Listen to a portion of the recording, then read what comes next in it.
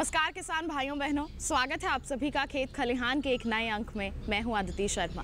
किसान भाइयों बहनों, हमारे इस कार्यक्रम के जरिए हम आप तक पहुंचाते हैं खेती किसानी से जुड़ी कुछ महत्वपूर्ण जानकारियां। आज के हमारे इस कार्यक्रम में हम आपको बताएंगे कि खरीफ की सब्जियों के लिए आप नर्सरी तैयार किस प्रकार कर सकते हैं और साथ ही साथ हम आपको जानकारी देंगे फसल अवशेष प्रबंधन के बारे में। तो फिर आइए आज के हमारे इस कार्यक्रम की शुरुआत करते हैं।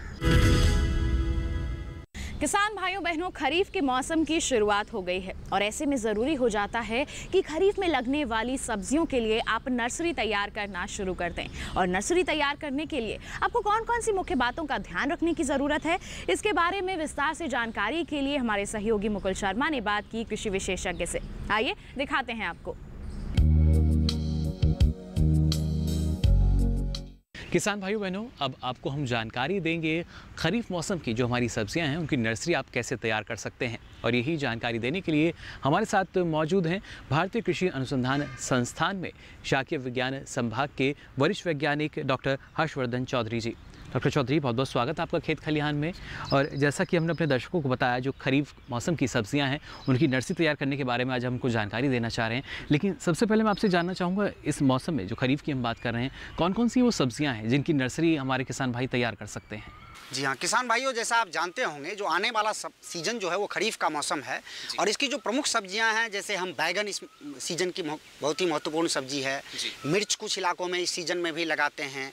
उसके बाद जो अगेती फूल गोभी की जो किसान खेती करते हैं उसकी नर्सरी का सीजन का टाइम शुरू होने वाला है। और साथ साथ इसके साथ टमाटर जो है, ऑल्दो टमाटर में कुछ विषाणु रोग आते हैं, लेकिन कुछ एरिया में जो टमाटर की नर्सरी है वो भी किसान भाई अभी लगाना प्रारंभ कर सकते हैं। बिल्कुल डॉक्टर चौधरी, लेकिन जैसा जो हमारे किसान हैं वो जानते भी हैं, अगर नर्सरी में वो अपनी सब्ज़ी की तैयारी कर रहे हैं तो कहीं ना कहीं फ़ायदा इसमें छिपा होता है। लेकिन इस मौसम में अगर हम खास तौर से बात करें तो काफ़ी रोग और कीटों की संभावना रहती है, उससे कैसे नर्सरी को हम सुरक्षित रख सकते हैं? जी हाँ, एक्चुअली देखिए, जैसा आपने सही बताया कि अगर हम नर्सरी में अगर हम पौध तैयार करते हैं तो इसके हमें क्या फ़ायदे होते हैं। जैसे जो किसान भाई अभी उनके खेतों में जो गर्मी में जो उन्होंने फसल लगा रखी होगी, चाहे वो लौकी है या तोरी है या भिंडी है, ये फसल उनकी चल रही होगी, इसी दौरान वो नर्सरी कहीं पे तैयार कर सकते हैं। और फिर जब उनकी वो खेत खाली होगी उस समय में, चूँकि नर्सरी जब हम तैयार करते हैं जो 30 से 35 दिन का समय लगता है, इस समय का समुचित प्रयोग हो जाता है, सदुपयोग हम कर सकते हैं। जिस तरीके से हम रिले रेस हम कहते हैं कि उसी खेत में कोई दूसरी फसल चल रही है और आगे आने वाली जो फसल है उसकी नर्सरी उन्होंने दूसरी जगह पे तैयार कर ली है।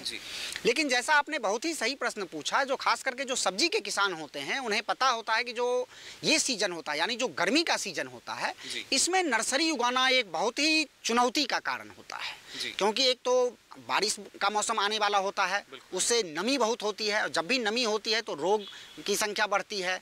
फिर जैसे जो आने वाला सीजन उसमें कीट भी काफ़ी उसमें होते हैं, क्योंकि जब मौसम में नमी और तापमान दोनों अगर अधिकतर होती हैं तो उसमें रोग भी बढ़ते हैं और कीट का भी प्रकोप बढ़ता है।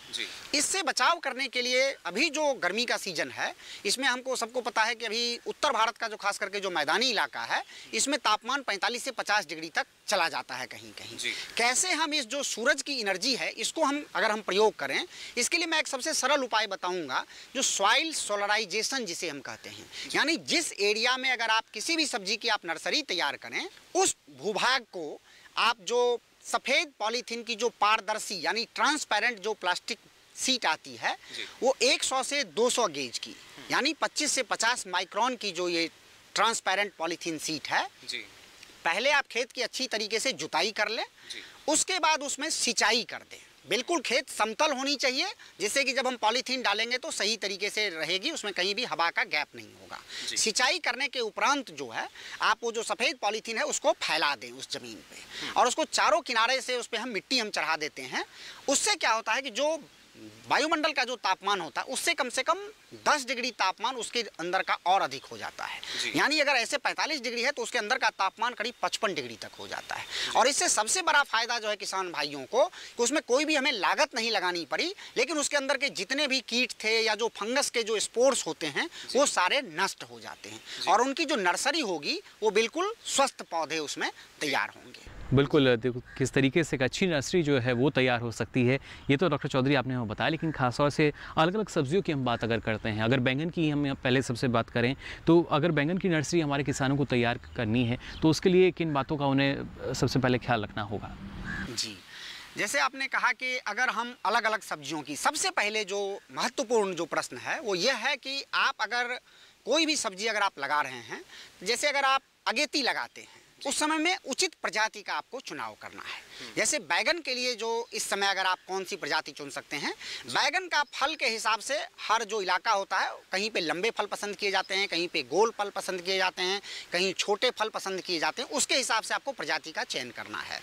लंबे फल की अगर हम बात करें तो हमारे पूसा संस्थान की जो उसके लिए प्रजातियाँ हैं, पूसा श्यामला है, पूसा कौशल है, उसके बाद पूसा हाइब्रिड 5 है और पूसा हाइब्रिड 20 है। उसी प्रकार अगर हम गोल फल की बात करें तो उसके लिए इस समय जो लगने वाली प्रजातियां हैं, उसमें आप पूसा उत्तम का चयन कर सकते हैं, या पूसा हाइब्रिड 6 है, पूसा हाइब्रिड 9 है, इनका आप चयन कर सकते हैं।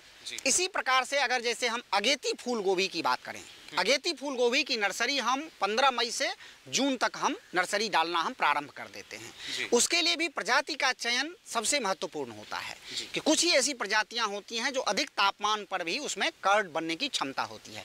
अभी जो हम मई जून में अगर हम लगाते हैं, जो नर्सरी जिसकी हम तैयार करते हैं, उन पौधों को हम अगर हम जुलाई में ट्रांसप्लांट करते हैं तो करीब सितंबर अक्टूबर में उसमें कर्ड आता है। इसके लिए जो अच्छी प्रजाति है, जो हमारे पूसा संस्थान की कुछ प्रजातियां हैं, उसमें आप पूसा मेघना का चयन कर सकते हैं, या पूसा अश्विनी लगा सकते हैं, या पूसा कार्तिकी लगा सकते हैं, या एक पूसा कार्तिक शंकर है। इन प्रजातियों का अगर आप चयन करेंगे तो अच्छी है।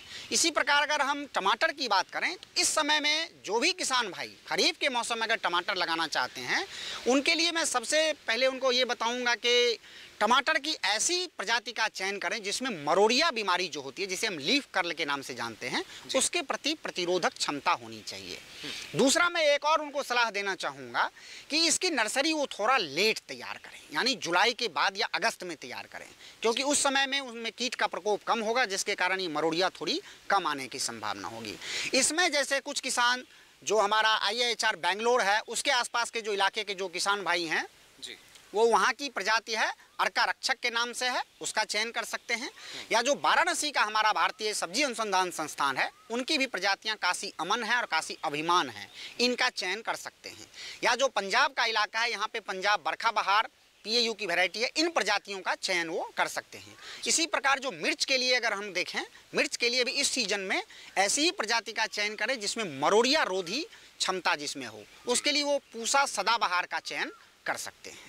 जी बिल्कुल डॉक्टर साहब, ये तो बात हुई तमाम सब्जियों के लिए, लेकिन इसके साथ साथ नर्सरी में अगर पोषक तत्व प्रबंधन की हम बात करते हैं तो वहाँ पर किस तरीके से और कौन कौन सी वो महत्वपूर्ण बातें हैं जिनका ख्याल हमारे किसानों को रखना चाहिए? जी, आपने ये बहुत ही सही आपने प्रश्न पूछा है, क्योंकि जिस इलाके में हम नर्सरी उगाते हैं उसमें जो कार्बनिक तत्व है उसकी मात्रा अधिक होनी चाहिए। जब हम उस भूमि का चयन करते हैं जिस पे हम नर्सरी उगाते हैं, सबसे पहले हमें ये देखना चाहिए वो ऊंची ज़मीन होनी चाहिए, वहाँ पे जो सूरज की जो किरणें हैं वो अधिक मात्रा में उपलब्ध होनी चाहिए, यानी कोई छाया नहीं होनी चाहिए, और उसके आसपास कोई जल का स्रोत होना चाहिए। खास करके जो आगामी मौसम है, इसमें वर्षा की भी संभावना होती है, बारिश कहीं कहीं बहुत ज़्यादा होती है, तो हमें ये भी देखना है कि जल निकासी की वहाँ अच्छी व्यवस्था होनी चाहिए। उसके लिए हमें क्या करना है कि प्रति वर्ग मीटर के हिसाब से 5 किलोग्राम जो गोबर की बिल्कुल सड़ी हुई खाद है उसका हमें प्रयोग करना है। इससे आपको उचित मात्रा में जो पोषक तत्व हैं वो मिलते रहेंगे। हमें आम तौर पे जो रासायनिक जो खाद होते हैं इनका प्रयोग नहीं करना चाहिए जब हम नर्सरी उगाते हैं, क्योंकि इसमें क्या होता है कि जब हम अगर यूरिया या इस तरीके की अगर हम केमिकल्स डाल देते हैं तो वो क्विक ग्रोथ करते हैं, यानी ऊपर की तरफ बढ़वार अधिक होती है, जड़ों का विकास कम होता है। इसीलिए हमें जो रासायनिक को छोड़ के जो ऑर्गेनिक हैं, यानी जो फार्म यार्ड मैन्योर है या जो कंपोस्ट है, इसका हमें प्रयोग अधिक से अधिक करना चाहिए। इसमें भी अगर हम कर सकते हैं, जैसे ट्राइकोडर्मा होता है, ये भी हमें बहुत सारे रोगों से बचाता है। कि जैसा मैंने बताया कि अगर 5 किलोग्राम अगर आप खाद डाल रहे हैं, उसमें करीब 50 से 100 ग्राम ट्राइकोडर्मा अगर आप मिला के अगर उस खाद का अगर प्रयोग करेंगे तो इसमें बहुत सारे रोगों से भी उसका बचाव होगा। खास करके जो डैम्पिंग ऑफ की बीमारी है वो काफ़ी ज़्यादा इसमें आने की संभावना रहती है। दूसरा हमें ध्यान देना है कि जब हम नर्सरी के जब हम बेड तैयार करते हैं तो हम 1 मीटर चौड़ाई हम नर्सरी की रखें, लंबाई इसकी हम 3 मीटर तक रख सकते हैं और इसकी ऊंचाई जो है वो हमें 15 से 20 सेंटीमीटर ऊंचा हमें बनाना है। और एक बेड से दूसरे बेड की जो दूरी है वो हमें कम से कम 15 से 20 सेंटीमीटर हमें रखना चाहिए। इसमें सबसे जो महत्वपूर्ण है कि जल का निकास अच्छे तरीके से होना चाहिए, इसलिए जब हम बेड बनाते हैं तो ऊपर का जो बेड का हिस्सा होता है वो हम समतल ना रख के हम थोड़ा ऐसे बनाएं, जिससे कि बीच में ऊंचा हो और दोनों तरफ उसमें ढाल हो, यानी अधिक नमी अगर आए, अधिक बारिश हो तो पानी टिक ना सके। उसके बाद जो हमें किसान भाइयों को ध्यान रखना है कि उसमें जब हम बीज डालते हैं, एक तो हमें बीज का शोधन करना है। जो भी बीज अगर हम डालते हैं, चाहे बेबिस्टिन हो या थीरम हो या कैप्टान हो, इससे हम 3 ग्राम प्रति केजी बीज को हम शोधित करके फिर हम लगाएं। उसके बाद बीज को हमें जो लाइन है पंक्तियों में हमें लगानी है। एक पंक्ति से दूसरी पंक्ति की दूरी हमें करीब 5 सेंटीमीटर हमें रखनी चाहिए। उसके बाद जिन इलाकों में खास करके बरसात अगर ज़्यादा हो और अगर अगेती फूल गोभी की अगर नर्सरी तैयार कर रहे हैं, उन्हें मैं सलाह देना चाहूँगा कि जब वो सीड डाल रहे हैं लाइन्स में, वहाँ पे थोड़ा रेता अगर हो तो उस रेत में बेबिस्टिन या कैप्टान मिला के अगर उसके ऊपर अगर वो डाल देंगे, उससे क्या होगा कि रेत के कारण वहाँ पे जल कम संचय होगा, खास करके जो पौधे की जड़ें हैं, इस कारण से उसमें बीमारियां कम आएंगी। अगर कोई किसान भाई अगर जिनकी नर्सरी तैयार हो चुकी है तब भी अगर देख रहे हैं कि जो डैम्पिंग ऑफ के कारण उसमें काफ़ी समस्या आ रही है, तो रेत में जो हमारा बेबिस्टिन होता है इसको मिला के उसकी जड़ों के नीचे अगर डाल देंगे तो इससे उन्हें बहुत हद तक लाभ मिलेगा। हमें सबसे नर्सरी में ये देखना है कि पानी अधिक मात्रा भी ना हो और पानी की बिल्कुल कमी भी ना हो। खास करके जब हम शुरू में जब हम बीज डालते हैं तो 3, 4, 5 दिन तक उसमें नमी बराबर बनी रहे। अगर गर्मी का मौसम है तो हमें सुबह भी उसमें पानी डालना है और हमें शाम को भी पानी डालना है। बीज लगाने के बाद कोई भी घास या खरपतवार से हमें उसे ढक देना है। फिर जब अंकुरन प्रारंभ हो जाता है फिर हम उन खरपतवार को हटा के उनको हम रख सकते हैं। एक चीज़ मैं और बताना चाहूँगा, जो किसान भाई खास करके जो गोभी की नर्सरी तैयार करते हैं, अगेती गोभी की नर्सरी तैयार करना एक बहुत ही चुनौती का काम होता है, क्योंकि जून के महीने में जब बिल्कुल तपती धूप होती है तब उन्हें नर्सरी तैयार करनी होती है। उस समय में वो एक काम और कर सकते हैं, क्योंकि धूप बहुत तेज होती है, तो जो दिन का समय है 11-12 बजे या उसके बाद एक सरकंडे की जैसे घास होती है उससे उसको वो छांव दे सकते हैं। लेकिन उन्हें ये ध्यान रखना है कि जो किनारे का हिस्सा है वो बिल्कुल खुला रहे, जिससे उसमें नमी ना अधिक बन पाए। अगर किसी कारण से बारिश हो गई है तो बारिश के बाद अगर चाहें तो वो सरकंडे को हटा सकते हैं। इस प्रकार से उन्हें जो है पौधे को जो धूप से वो बचा सकते हैं।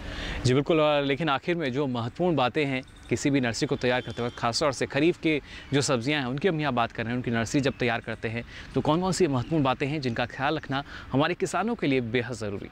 जी, इसमें सबसे जो महत्वपूर्ण है कि जब भी अगर हम गोबर की खाद डालें बिल्कुल सरी होनी चाहिए। उसमें हम ट्राइकोडर्मा का हम प्रयोग कर सकते हैं। बीज का हम शोधन करके हम लगाएं। जब भी हम उसमें लगाते हैं तो नर्सरी जो है कम से कम ऊंची मेड़ पे होनी चाहिए, उसमें पंक्तियों में उसमें हमें लगाना है और जल निकासी की अच्छी व्यवस्था होनी चाहिए। और कहीं भी नमी कम से कम अगर रहे तो आपकी नर्सरी जो है वो काफ़ी अच्छी होगी और आपकी फसल जो होगी वो काफ़ी बढ़िया होगी। जी बिल्कुल डॉक्टर साहब, जैसा आपने कहा जो हमारी फसल है, क्योंकि नर्सरी अगर अच्छी होगी यानी आधार अगर अच्छा है तो ज़ाहिर तौर पर हमारा फसल उत्पादन भी अच्छा होगा और उसके बाद हमारे किसानों को मुनाफा भी अच्छा मिल सकेगा। डॉक्टर चौधरी, इतनी महत्वपूर्ण जानकारी आपने हमारे दर्शकों को दी, इसके लिए आपका बहुत बहुत शुक्रिया। किसान भाइयों बहनों, अभी आपने जाना कि आप खरीफ सब्जियों के लिए नर्सरी किस प्रकार तैयार कर सकते हैं। अब कार्यक्रम में वक्त हो चला है एक छोटे से ब्रेक का, आप कहीं मत जाइएगा। ब्रेक के बाद हम आपको बताएंगे फसल अवशेष प्रबंधन के बारे में। बने रहिए दूरदर्शन किसान पर और देखते रहिए हमारा कार्यक्रम खेत खलिहान। हर गांव पर नजर, हर तकनीक पर पकड़, खबर मौसम की हो या हो हाट बाजार, दिखाएंगे देश की प्रमुख हलचल और खेती किसानी से जुड़ी हर बात। देखिए किसान समाचार रोजाना दोपहर 1:30 पर और शाम 7 बजे। बादलों की लुका छिपी,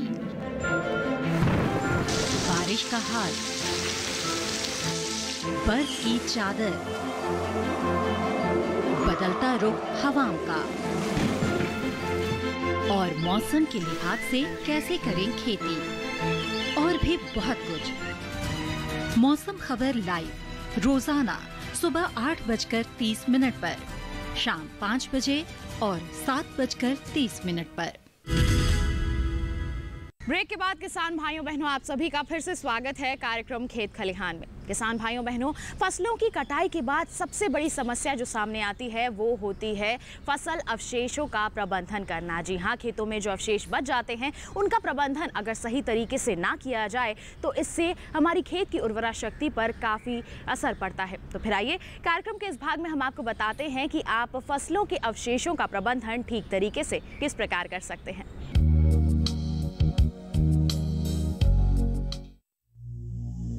हमारे देश में फसलों के अवशेषों का उचित प्रबंध करने पर कोई ध्यान नहीं दिया जाता है। इनका अधिकतर भाग या तो दूसरे घरेलू उपयोग में किया जाता है या फिर इन्हें नष्ट कर दिया जाता है। जैसे कि गेहूं, गन्ने की हरी पत्तियां, आलू, मूली की पत्तियां पशुओं को खिलाने में उपयोग की जाती हैं या फिर फेंक दी जाती हैं। कपास, सनई, अरहर आदि के तने, गन्ने की सूखी पत्तियां, धान का पुआल आदि सभी अधिकतर जलाने के काम में उपयोग कर लिए जाते हैं।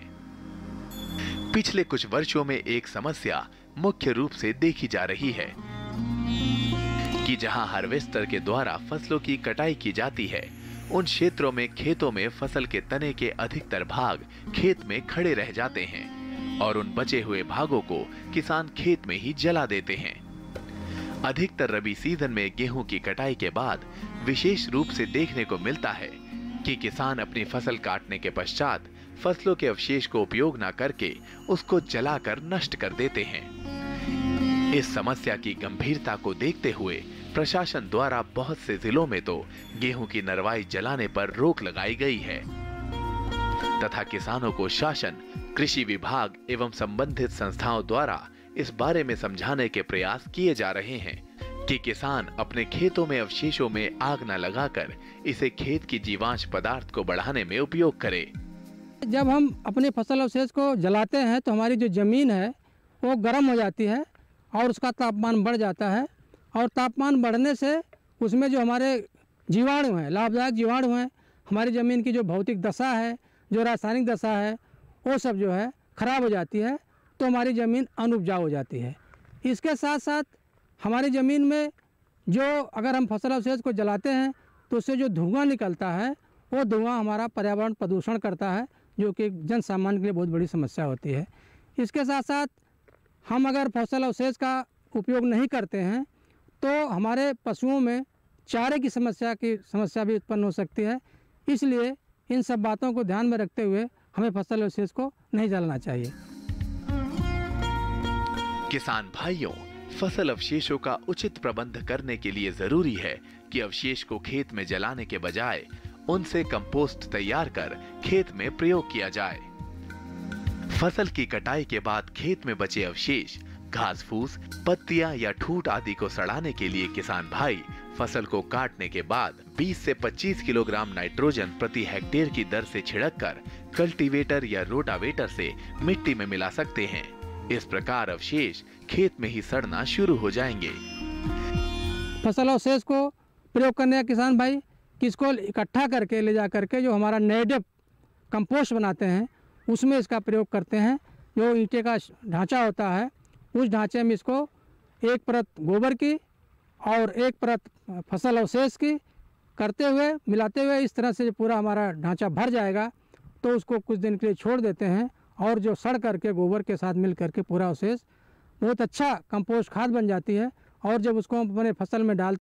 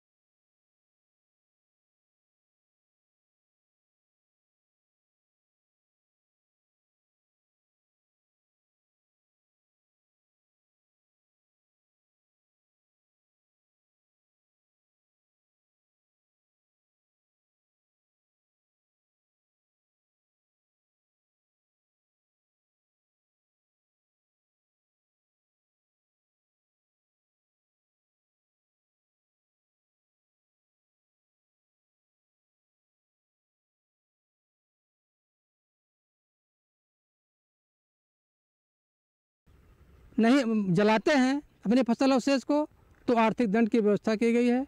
यदि किसान भाई अपने फसल अवशेष को जलाते हैं तो उनके लिए अर्थदंड की व्यवस्था है। यदि उसका क्षेत्रफल 2 एकड़ तक है तो उसके लिए 2500 रुपये का आर्थिक दंड लगाया जाएगा। और यदि क्षेत्रफल जो जलाया जाने वाला है 2 एकड़ से लेकर 5 एकड़ तक है तो उसके लिए अर्थदंड 5000 रुपये प्रति घटना की दर से जो है किया गया है। यदि जो जलाया जाने वाला क्षेत्रफल है वो 5 एकड़ से ज़्यादा है तो उसके लिए 15,000 रुपये प्रति घटना की अर्थदंड का प्रावधान किया गया है।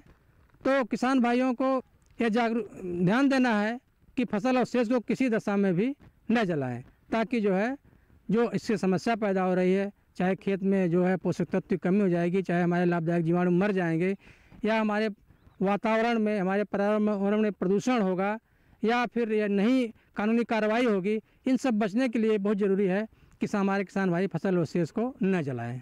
तो यदि हमारे किसान भाई जो हमारा फसल अवशेष है इसको सही ढंग से ज़मीन में पलट करके या हमारा हरी खाद के साथ मिला करके इसका प्रयोग करते हैं तो इसके बाद जो हम आगामी फसल लेते हैं वो निश्चित रूप से उसका उत्पादन अच्छा होगा। क्योंकि उसमें जब फसल अवशेष को सड़ाते हैं तो उसमें हमारे खेत में कार्बनिक पदार्थ जुड़ता है, नाइट्रोजन है, फास्फोरस है, पोटास है, या और जो सूक्ष्म तत्व पौधों के लिए आवश्यक है वो सब खेत को मिलते हैं। तो निश्चित रूप से जो अगली फसल को प्राप्त होते हैं तो हमारी अगली फसल अच्छी होती है और किसान भाई का उत्पादन निश्चित रूप से बढ़ता है।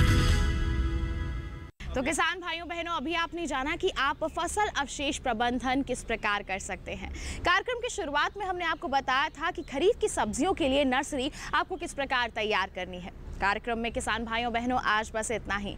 अगले अंक में फिर मुलाकात होगी आपसे कुछ नई और महत्वपूर्ण जानकारियों के साथ। तब तक के लिए हमें दीजिए इजाजत। नमस्कार।